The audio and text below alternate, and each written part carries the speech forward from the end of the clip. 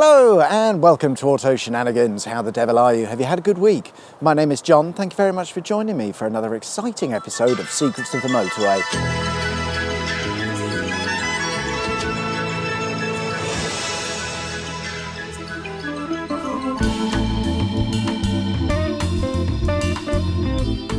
This week I've come to Leeds, which is in Yorkshire. Yorkshire is of course famous for Yorkshire puddings and Yorkshire tea. What it's not famous for, however, is motorways, despite Leeds having two of them run right through the middle. Today we're going to be looking at the A58M, which could be regarded as the first inner-city motorway in the UK. It all began in 1955 when the decision was made to build a dual carriageway through Leeds in an effort to reduce congestion. You'll notice I said dual carriageway there and not motorway. Indeed, the road they were looking to build was designed to be a dual carriageway, but at the last minute, just before construction began, they decided it would be a motorway, making no alterations to any of the plans. The A58M opened in two stages, the first in 1967, running between Westgate and Woodhouse Lane, the second in 1975, which was an extension of the motorway down to Wellington Street. It runs for just 1 mile, and rather than have junction numbers, stuff just happens.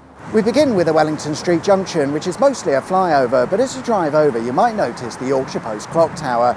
It's been a landmark for the area for decades and is now the only reminder of what was once an impressive 1970s concrete jungle of a building. As per the name suggests, it was operated by the Yorkshire Post. The Yorkshire Post was a broadsheet newspaper publisher founded in 1754. By the 1950s, they were selling over 120,000 copies a day, which is probably what led to the construction of their elaborate headquarters here at Wellington Street. Of course, by the 2010s, it was pretty much all over for the traditional printed newspaper format, which led to the demolition of the building in 2014. However, its iconic clock tower would be saved.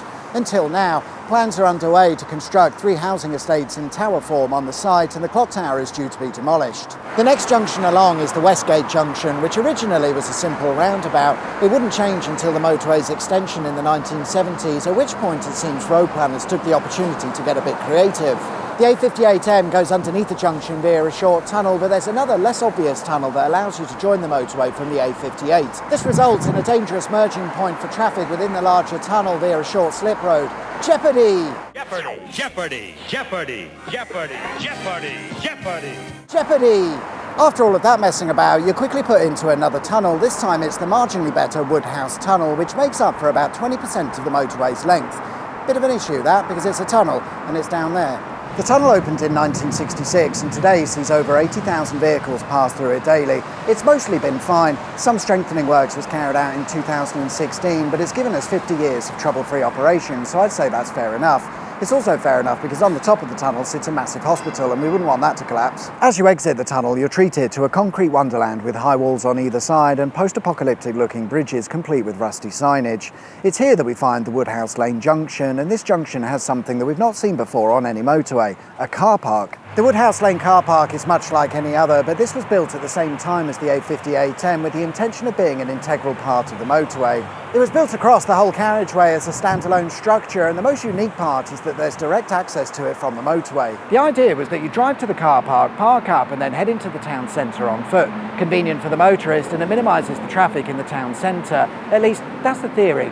In the case of the Woodhouse Lane car park, sure, you can park here, but you're still a mile from the town centre, so it's not quite as convenient as we'd like, and despite building the car park, it was never really that popular with the general public. It wasn't that popular with the general public when it first opened. Today, it's completely full and I couldn't get a space. That all said, I quite like this car park. It demonstrates a crazy idea thought up in the early days of road planning that they actually went through with. After that, the A58M just ends and becomes the A64M. It does so because at the Clay Pit Lane Junction, the A58 turns off to take a different route, and the road in front of you is now the A64M. This section of road used to be the A64 before it was upgraded to become the A64M, but I suppose this is all just technicalities. There's no real reason why this couldn't all be the same motorway. And there we are then, guys. That's all I've got for this week. Thanks very much for watching. I hope you liked the video. If you did, there is of course a button specifically for that, and if you haven't subscribed already, please consider doing so. That'd be wicked sweet awesome. Jeopardy!